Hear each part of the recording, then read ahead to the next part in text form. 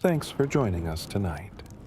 We'd love to know where you're listening from and who you're sharing this moment with. Drop a comment below.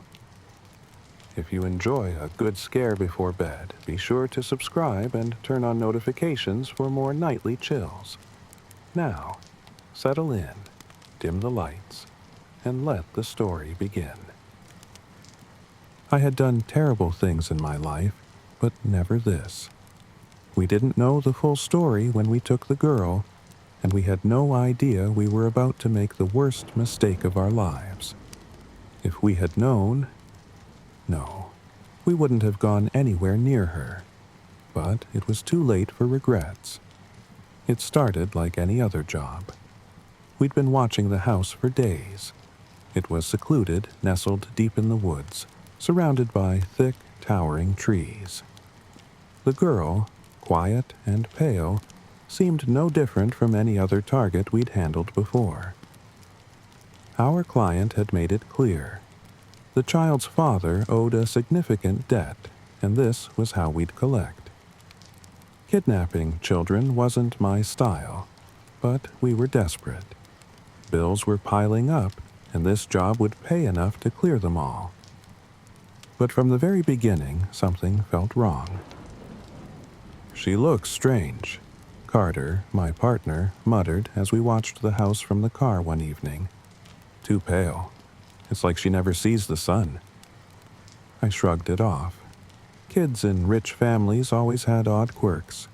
Overprotected, sheltered.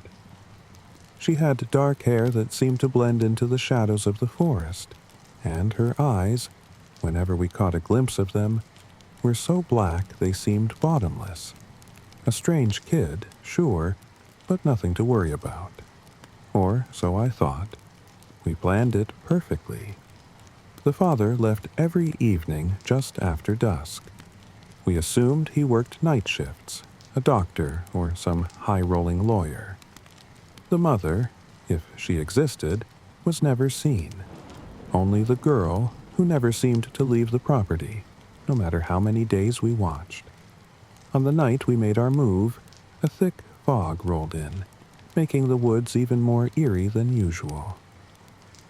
I felt a twinge of anxiety, but I ignored it. Carter and I crept through the trees, moving silently toward the house. Breaking in was easier than expected. Too easy, really, and within minutes we had the girl. She didn't scream, didn't cry. She just stared at us with those unsettling black eyes as Carter shoved a cloth bag over her head and carried her to the van. I felt a chill, but there was no turning back now. We drove into the night, deeper into the woods, to a remote cabin we had rented for the job. The client would contact us there, and we'd arrange the handover. Simple, clean like it always was. But as soon as we arrived, things started to go wrong. It was subtle at first. The air in the cabin felt too thick, almost suffocating. Carter and I had the girl tied up in the living room, seated on a chair, still as calm as ever, her bag removed. She wasn't crying, wasn't panicking, just watching us with those cold, empty eyes. "I don't like this," Carter muttered as he paced back and forth, running a hand through his hair. "She's weird. Too calm." "She's just scared," I replied, though even I didn't believe it. My voice wavered. Something about the kid had me on edge, but I couldn't pinpoint why. The job was nearly done. The client would call soon, we'd get paid, and this nightmare would be over. But the night stretched on, and no call came. By midnight, I was pacing too. The girl hadn't moved, hadn't said a word, and Carter was losing his cool. The fog outside had thickened, swirling like a living thing around the cabin, making it impossible to see more than a few feet beyond the windows. "I'm telling you, man," Carter hissed, coming up close to me. "Something's not right.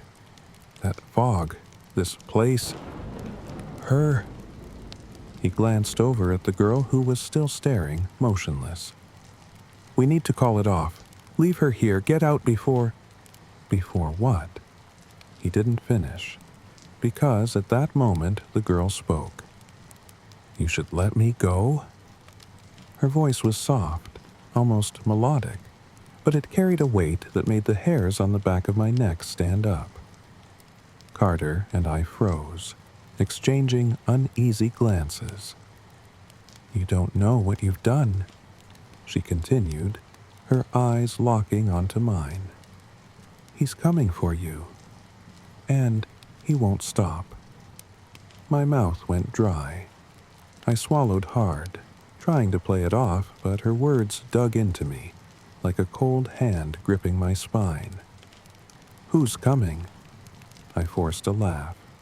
"Your dad?" Her lips curved into the faintest smile, but there was no warmth in it. "My father is not like other fathers," she whispered. "He's much, much worse." That was the moment things went from bad to worse. The lights flickered, plunging the cabin into brief bursts of darkness. The air grew colder, unnaturally so, and an oppressive silence filled the room. Carter backed away, muttering under his breath, but I couldn't tear my eyes away from the girl. Then, suddenly, the lights went out completely. I heard Carter curse in the dark, fumbling for the flashlight, but before he could switch it on, there was a loud bang on the cabin door. It rattled in its frame, as though something massive was trying to break through. "He's here," the girl whispered. I spun toward the door, panic rising in my chest. "Carter, get the gun!" But before either of us could move, the door splintered, wood cracking under an unseen force. And then, out of the darkness, he stepped inside. The man was tall, impossibly tall, his features obscured by the fog that had somehow crept inside with him. But even in the dim light, I could see his eyes, glowing red like embers in a dying fire. His presence filled the room, choking the air with a malevolent energy that made my skin crawl. Carter raised the gun, his hands shaking, but before he could fire, the man moved. In an instant, he was upon him, faster than my eyes could follow. Carter didn't even scream. There was a sickening crunch, and then his lifeless body hit the floor, his neck twisted at an unnatural angle. I stumbled back, my heart pounding in my chest, my mind racing. This wasn't possible. This wasn't real. But there he was, standing over Carter's body, his glowing eyes now fixed on me. "Please," I stammered, raising my hands. We didn't know what she was." The man, no, the monster, smiled. It was a smile that sent pure terror coursing through my veins. "She is my daughter," he said, his voice deep, inhuman, "and you will pay for what you've done." I turned to run, but before I could take a single step, he was upon me. His hand wrapped around my throat, lifting me off the ground with ease. My vision blurred, darkness closing in as I struggled to breathe. The last thing I saw before everything went black was the girl, still sitting in the chair, her cold, black eyes watching me as her father squeezed the life out of me. When I woke up, I was back in the cabin, tied to the same chair the girl had been sitting in. But she was gone. Carter's body lay crumpled in the corner, and the man, the vampire, stood in front of me, his eyes burning with an unholy light. "You took what is mine," he said, his voice cold and devoid of mercy. "Now, I will take from you." I opened my mouth to beg, to plead for my life, but no sound came out. The fear was too great, the terror too overwhelming. All I could do was watch as he reached out, his long, clawed fingers brushing against my skin. And then the pain began. They never found my body. No one ever will, because I belong to him now. And every night, as the fog rolls in, I hear his voice in my mind, reminding me of my debt. A blood debt that can never be repaid. Get ready for the next story that will send chills down your spine. I never thought I could be afraid of anything. After all, I was the monster, the creature that lurked in the shadows beneath the bed, waiting for the night to fall, for the lights to go out. I was the one children feared, the figure that haunted their nightmares. But that all changed when I met her. The first night I crept into the room, it was like any other. The house was quiet, the child fast asleep in the bed above me. I slipped under the frame with ease, the cold floor against my belly as I nestled into the shadows. The familiar sense of satisfaction settled in. Another night, another child to torment with the whispers that made their skin crawl, the sudden movements that would wake them in a cold sweat. But that night, I didn't get the chance. I had just started to move, preparing to let out a low, guttural growl to wake her, when I heard it. A giggle. Not the kind of innocent, happy giggle you'd expect from a child. No. This was something else entirely. Something wrong. It echoed through the room in a way that sent a chill down my spine, an emotion I had never felt before. I froze, my eyes locked on the mattress above me. The girl was awake, and she was laughing. I hesitated, confused. No child had ever laughed at me before. But then, something else happened. Slowly, I heard the sheets rustle, and the mattress creak as the girl leaned over the edge of the bed. Her head appeared upside down, hanging just over the side, her hair dangling like limp ropes. Her eyes, they were wide open, staring right at me, too wide, as if they belonged to someone who hadn't slept in days. And her mouth still curved in that twisted, unnatural grin. I didn't move. I couldn't. For the first time in my existence, I felt a sliver of fear. It crept up my spine, cold and unrelenting. "You're funny," she whispered, her voice soft, almost sweet. But there was a hint of something darker beneath it, something I didn't understand. I didn't respond. I wasn't even sure I could. My mouth had gone dry, and my limbs felt like lead. All I could do was stare back at her as she hung there, her face just inches from mine.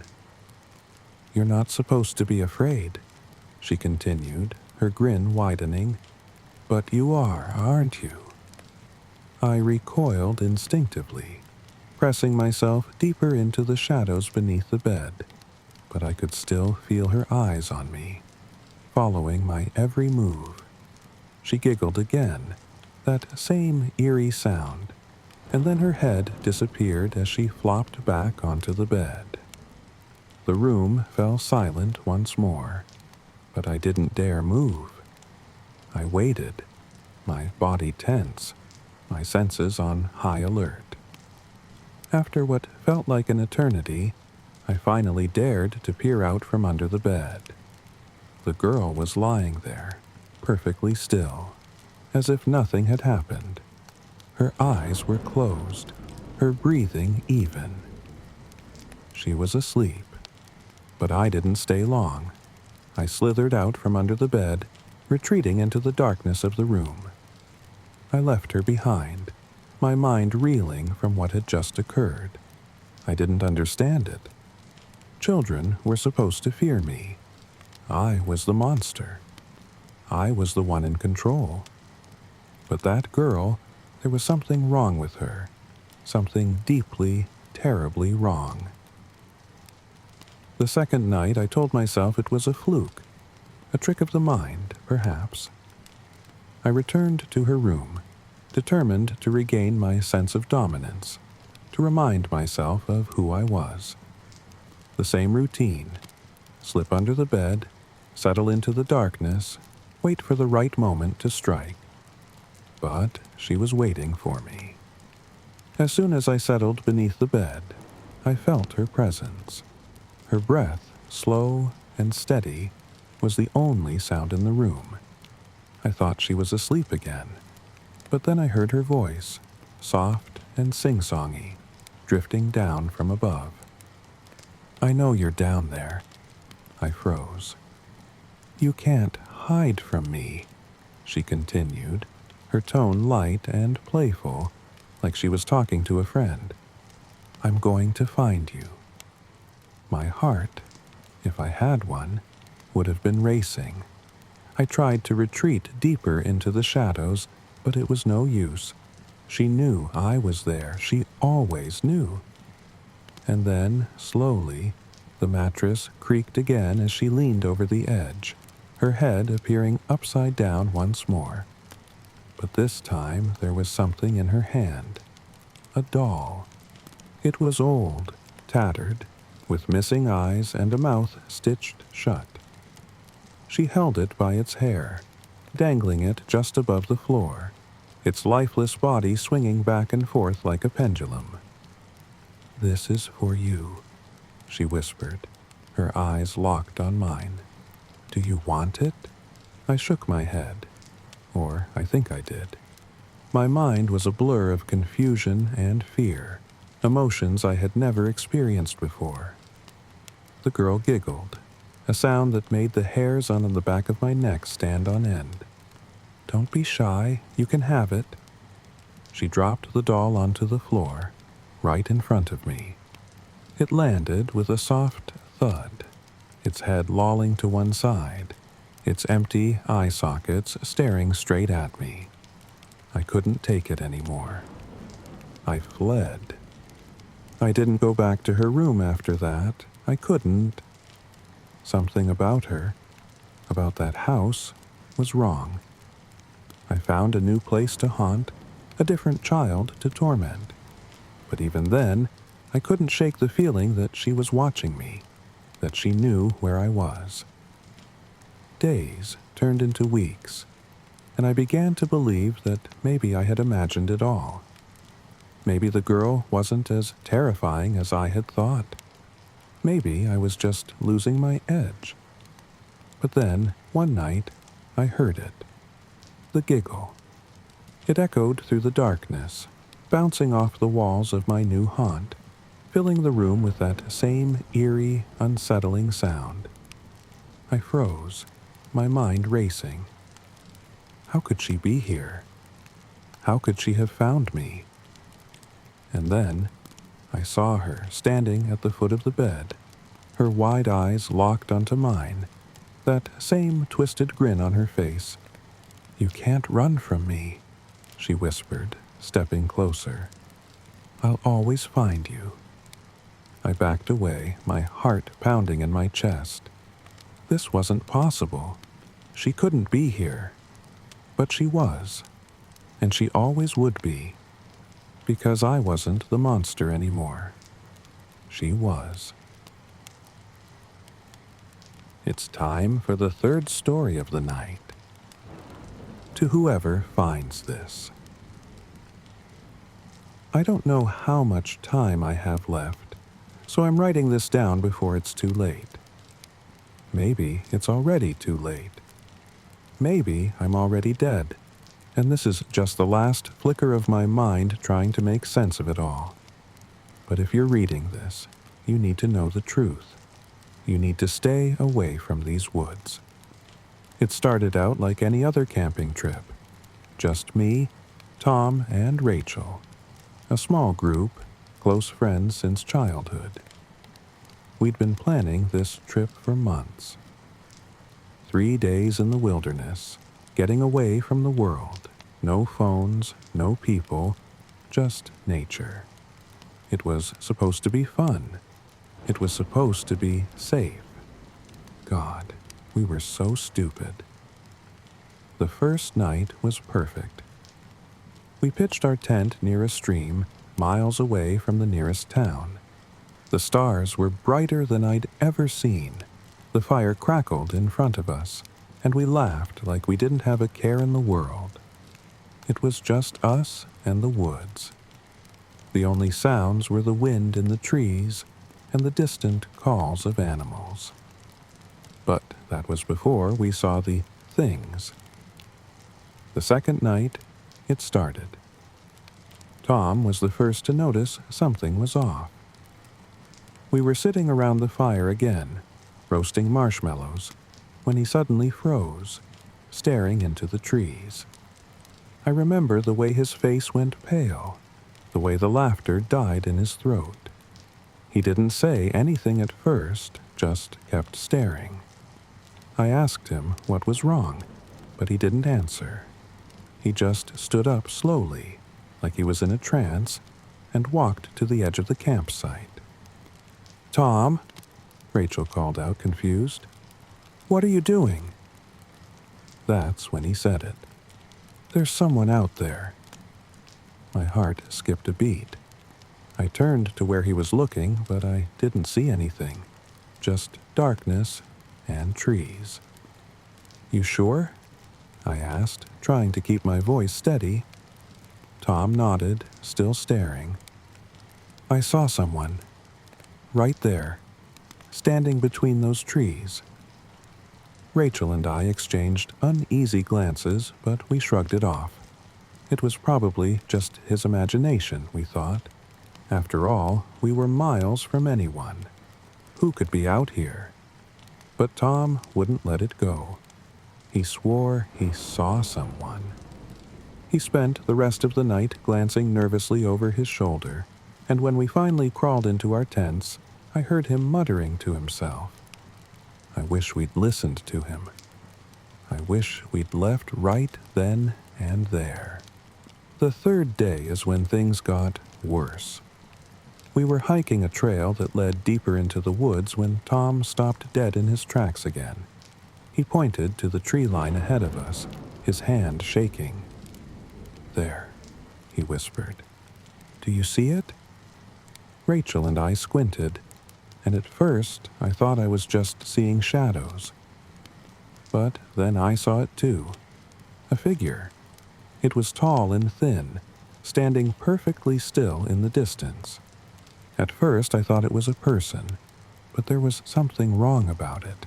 The way it stood, too rigid, too unnatural. We watched it for what felt like hours, but it didn't move. It didn't even seem to be breathing. "What the hell is that?" Rachel whispered, gripping my arm.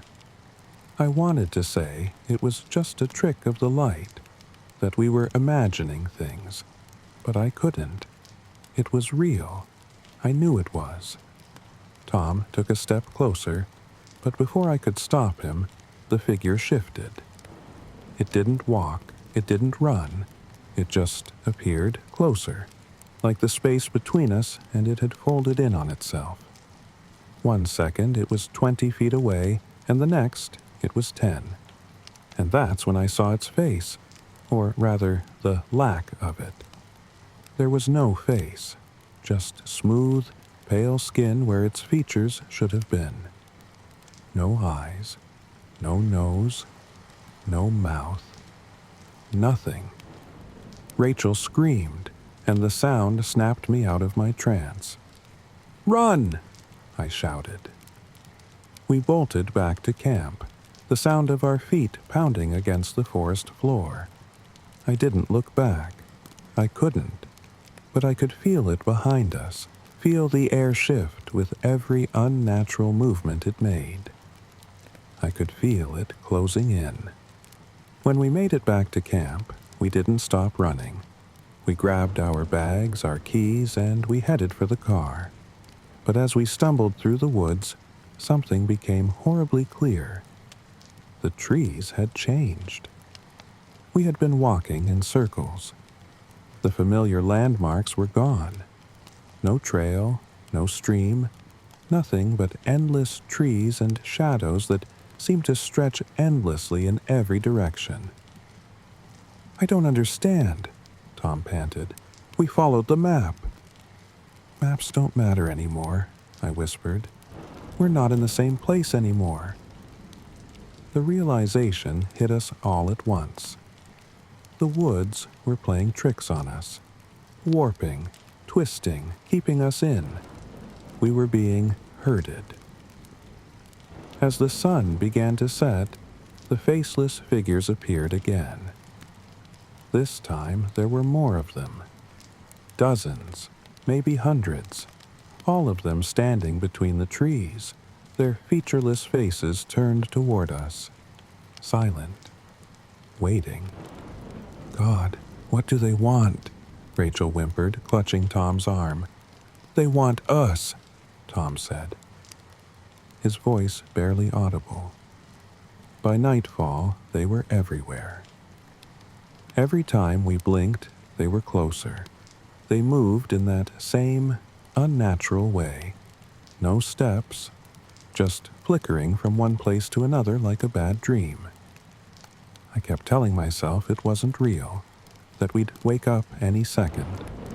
But the terror in Tom and Rachel's eyes told me otherwise. We made it back to camp, but the fire was out.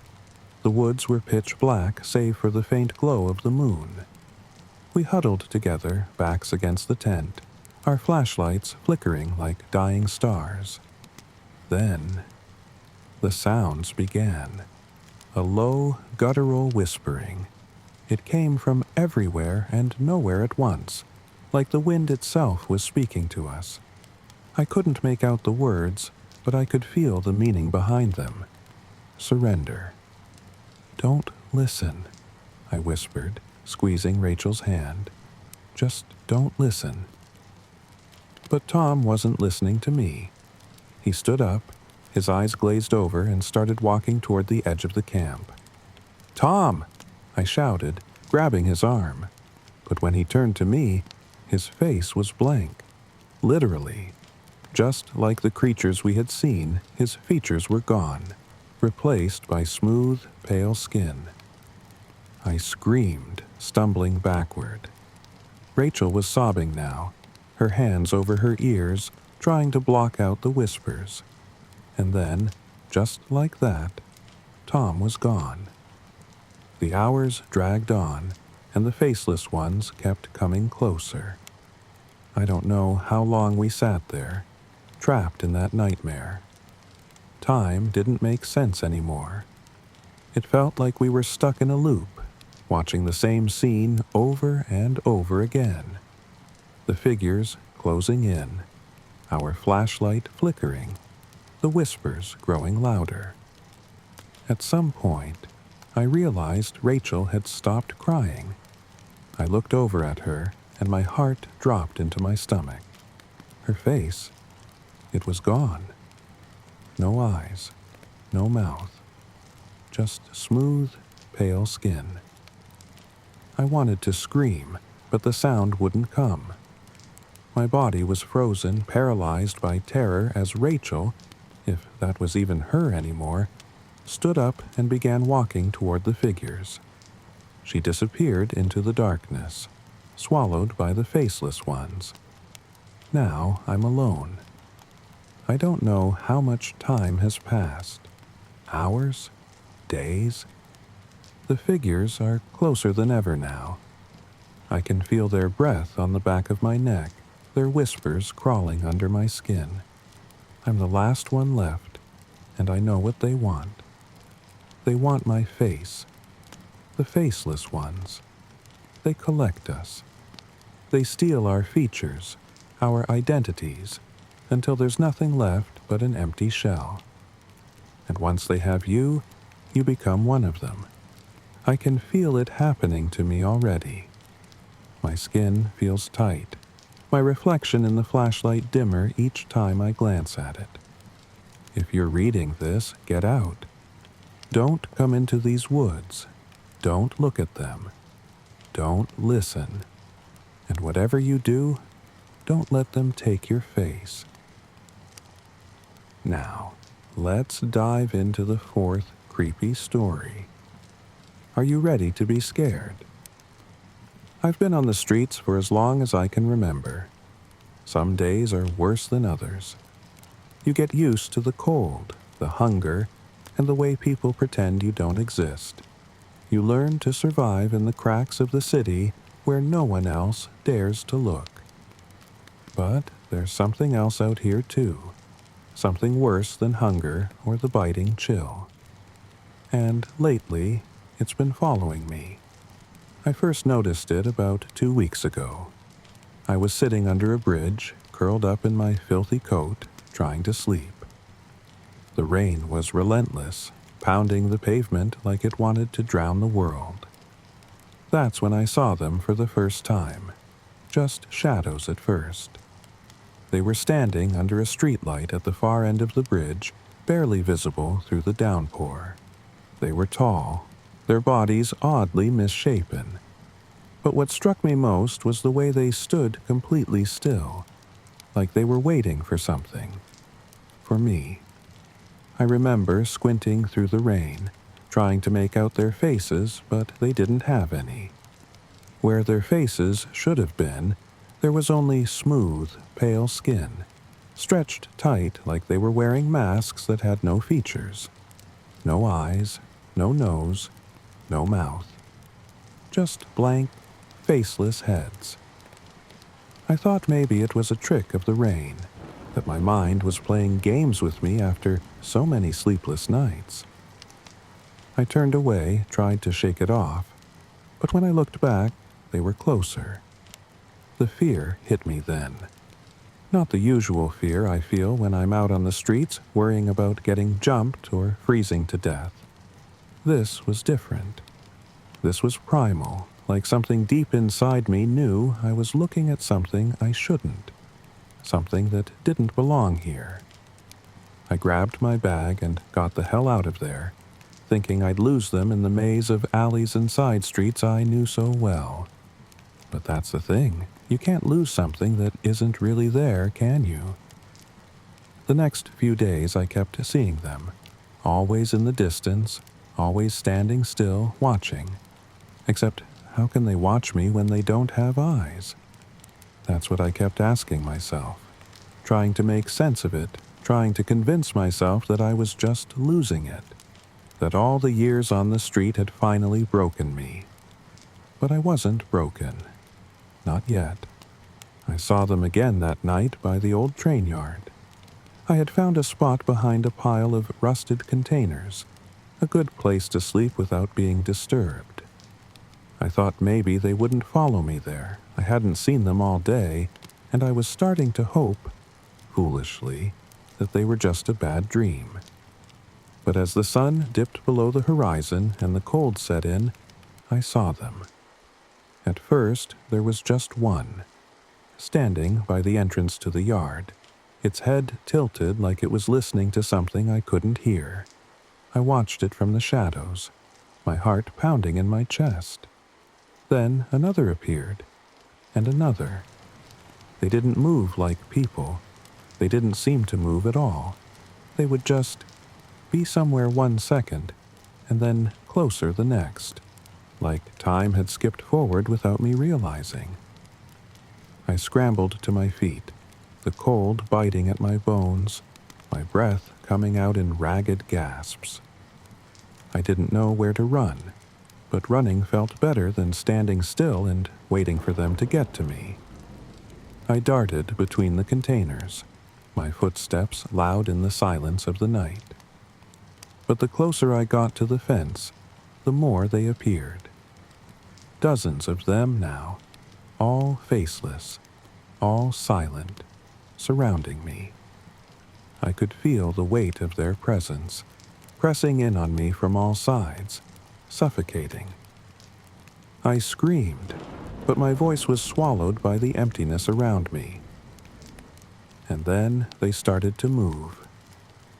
Slowly, methodically, they began to close in. Their heads were all tilted in that unnatural way, as if they were trying to listen, trying to feel something I couldn't understand. Their bodies were twisted, arms hanging too long at their sides, legs bent in the ways that defied logic. And still, they didn't have faces, just smooth, featureless masks of flesh. I ran. I ran like I had never run before, my legs burning, my lungs screaming for air. But no matter how fast I went, they were always just a step behind, closing in, closing in. I don't know how I made it out of the yard that night. My mind's a blur of terror and darkness, but somehow I ended up back in the city, hiding in a filthy alley, my heart pounding in my ears. I didn't sleep that night. I couldn't. I wandered the streets for the next few days, too scared to stop anywhere for long, but it didn't matter. They were everywhere. Sometimes I'd catch a glimpse of them out of the corner of my eye, standing in the shadows, waiting. Other times they'd appear in broad daylight, just standing across the street, watching me. Or at least I thought they were. I went to the cops, but you can guess how that went. They didn't believe me. Just another homeless guy losing his mind, they said. I even went to the shelter, thinking maybe being around people would keep them away. But they followed me there too. And that's when I realized the truth. They weren't following me because of who I was. They were following me because of what I was becoming. I don't know how I didn't see it before. The street, the cold, the hunger, it had been changing me, wearing me down, making me less human. And they were drawn to that, drawn to the emptiness inside me, the part of me that had given up hope long ago. I'm writing this now because I don't have much time left. I can feel it. They're closer than ever. Last night, I woke up to find one standing at the foot of my makeshift bed. It was so close I could have reached out and touched it. I didn't even scream. What was the point? I know what they want now. They want me to join them. I don't know what they are. Spirits? Demons? Some kind of cosmic punishment for people like me, who've been forgotten by the world. Maybe they're just shadows, echoes of the people who've been lost on these streets. But one thing is clear. They don't stop. They don't speak. They don't need to. They just keep coming, closer and closer, until there's nothing left of you. Soon, I'll be one of them. If you're reading this, and you ever find yourself alone in the city, feeling like something's watching you, do yourself a favor. Run. Run while you still can. Because once they find you, once they set their sights on you, there's no escaping the nameless shadows. Not ever. Now, let's move to the next story. I've always been one for a good scare, the kind that leaves your heart racing and your skin crawling. So when my friend suggested we go on the annual Halloween scare walk in the woods outside of town, I was all in. I'd heard the stories, how the event was so terrifying that people would sometimes leave early, unable to handle the fear. But it was all in good fun, right? A few actors dressed up as monsters, a few jump scares, and maybe some fake blood. It was Halloween, after all. The night of the scare walk was perfect. Crisp autumn air, a full moon casting eerie shadows through the trees, and the distant sound of laughter and screams drifting from the woods. We were a group of 5. Me, my best friend Lisa, her boyfriend Mike, and two of his friends, Tom and Jake.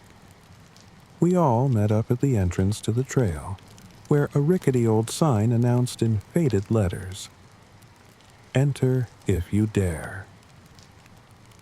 Lisa, always the bravest of the bunch, grinned as she pushed open the creaking gate. "Come on, guys. Let's see if this place lives up to the hype." We followed her in, the gate clanging shut behind us with a finality that sent a shiver down my spine. The trail was narrow, winding through dense woods that seemed to close in around us as we walked deeper into the darkness. The only light came from the lanterns strung up along the path, casting long, flickering shadows that made the trees look like twisted, grasping fingers. At first, it was exactly what I expected. We walked through a series of themed areas, each one designed to scare the hell out of us. There was a haunted graveyard with fog machines and moaning ghosts, a creepy old cabin where an actor dressed as a chainsaw-wielding maniac chased us out the door, and a spider-infested tunnel that made Lisa scream and cling to Mike. But as we went further along the path, something started to feel off. The scares became less staged, more raw. The actors, if that's what they were, looked too real. Their costumes were tattered, their faces gaunt and pale, their eyes hollow and sunken. And the screams, they weren't coming from us anymore. They were coming from somewhere deep in the woods, desperate and terrified. We reached a section of the trail that led us through a particularly dark part of the forest. The lanterns were fewer and farther between, their light barely penetrating the thick canopy above. The air was heavy, filled with the scent of damp earth and decaying leaves. And then we heard it, a rustling in the bushes off to the side of the path. "Probably just part of the show," Mike said, but his voice lacked its usual bravado. I wasn't so sure. There was something in that rustling, something that made the hairs on the back of my neck stand up. We stopped, listening intently, but the sound had ceased, leaving only the eerie silence of the woods. "Come on," Lisa urged. "Let's keep moving." We picked up the pace, but the uneasy feeling stayed with me. We walked in silence, our footsteps crunching on the gravel path. Then, suddenly, out of nowhere, a figure lunged at us from the shadows. It was tall and thin, its face hidden beneath a hooded cloak.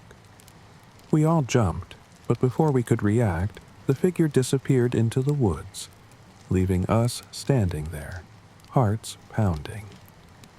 "Okay, that was freaky," Tom said, trying to laugh it off. "But seriously, how do they make these people look so real?" "I don't think that was an actor," I muttered, glancing nervously around. "What do you mean?"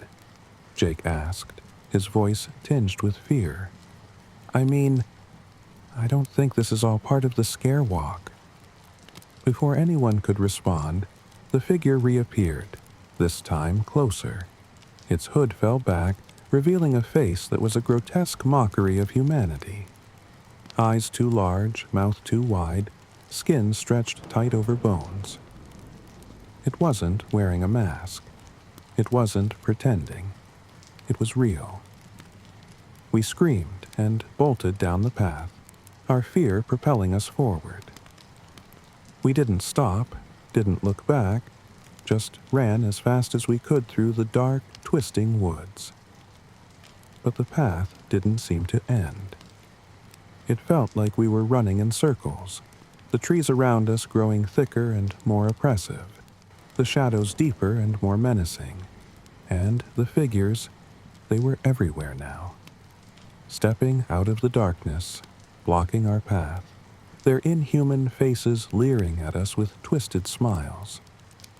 They moved with unnatural speed, always just a step behind us, no matter how fast we ran. "This isn't part of the scare walk," I yelled, my voice cracking with panic. "We have to get out of here." But there was no way out. The path had disappeared, leaving us trapped in the maze of trees and darkness. The figures closed in, their eyes glowing with an unnatural light, their voices whispering in a language that wasn't meant for human ears. We were surrounded. Lisa grabbed my hand, her grip tight with fear. "What do we do?" she whispered, her voice trembling. "I don't know," I admitted, tears streaming down my face. "I don't know." And then the figures stopped. They formed a circle around us, their faces blank and expressionless. For a moment, there was silence, oppressive, suffocating silence. And then, one of them stepped forward. It was the first figure we had seen, the one who had lunged at us from the shadows. It raised a bony hand, pointing directly at me. "You shouldn't have come here," it rasped, its voice a low, guttural growl. "This is our place. You don't belong." I couldn't speak, couldn't move. I was frozen in place, trapped in the gaze of those hollow, soulless eyes. "You have trespassed," it continued, stepping closer. "And now, you will pay the price." With that, the figures descended upon us. The last thing I remember is their cold, clammy hands grabbing at me, pulling me down into the darkness. I heard my friends screaming, but their voices were distant, muffled, as if coming from the other side of a thick, impenetrable veil. And then, nothing. I woke up in a clearing, the sun just beginning to rise. My clothes were torn, my body bruised and battered, but I was alive. I looked around, but there was no sign of the others. No sign of the figures, no sign of the scare walk. Just the woods, silent and still, as if nothing had happened. I stumbled back to town, my mind a haze of fear and confusion. When I tried to tell people what had happened, they didn't believe me. They said it was just the scare walk, just a bunch of actors putting on a good show. But I know the truth. The scare walk isn't a show. It's real.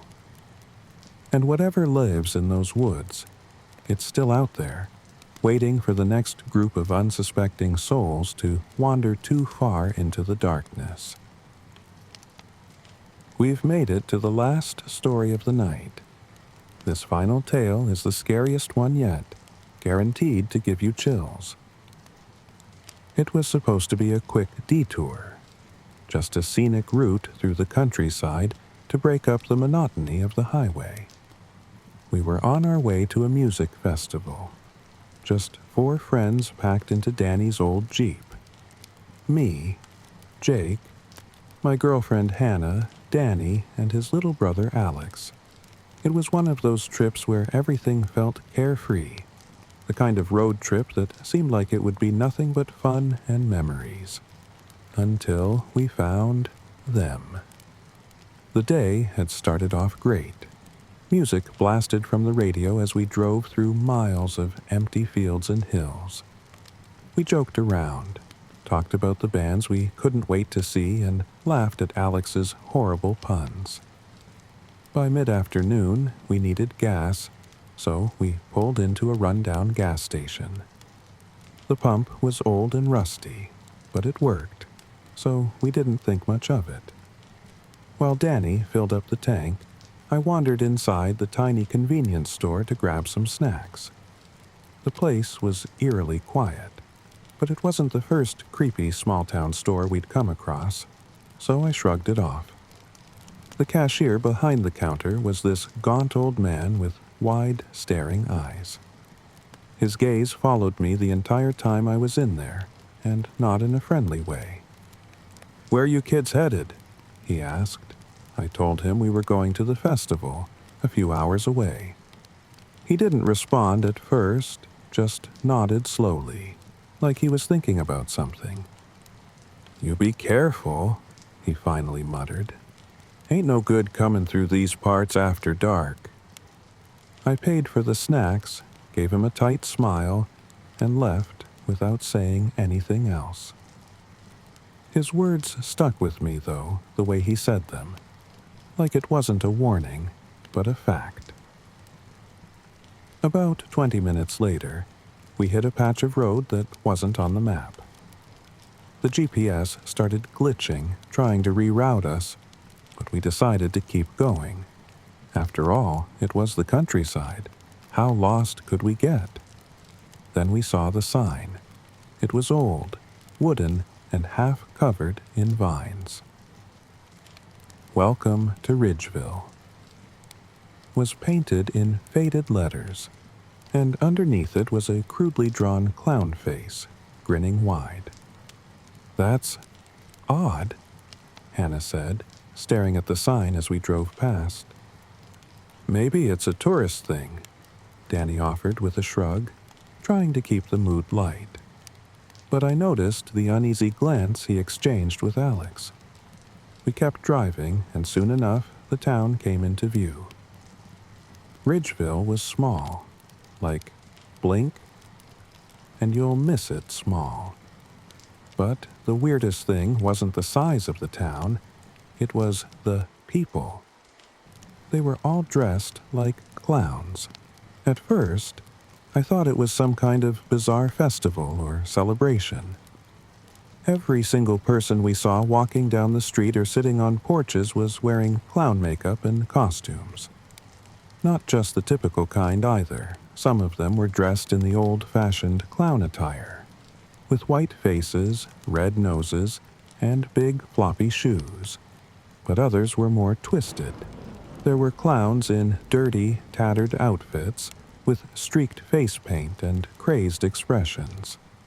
One woman, dressed like a raggedy circus performer, dragged a huge mallet behind her. We slowed the Jeep as we passed through, and the whole town seemed to stop. The clowns just stood there, watching us with wide, painted-on smiles that didn't reach their eyes. My stomach twisted in knots, and I could feel the tension in the car as Hannah squeezed my hand. "I don't like this," Alex muttered, looking back at one particularly grotesque clown who was standing near a butcher's shop, holding a blood-stained apron. "Maybe we should just turn around," Hannah said. But Danny shook his head. "We're almost out of gas. We'll fill up here and then get out. It's just a bunch of the weird locals trying to freak us out." I wasn't so sure. Something about this place felt off. The clowns weren't just part of some festival, they were something else.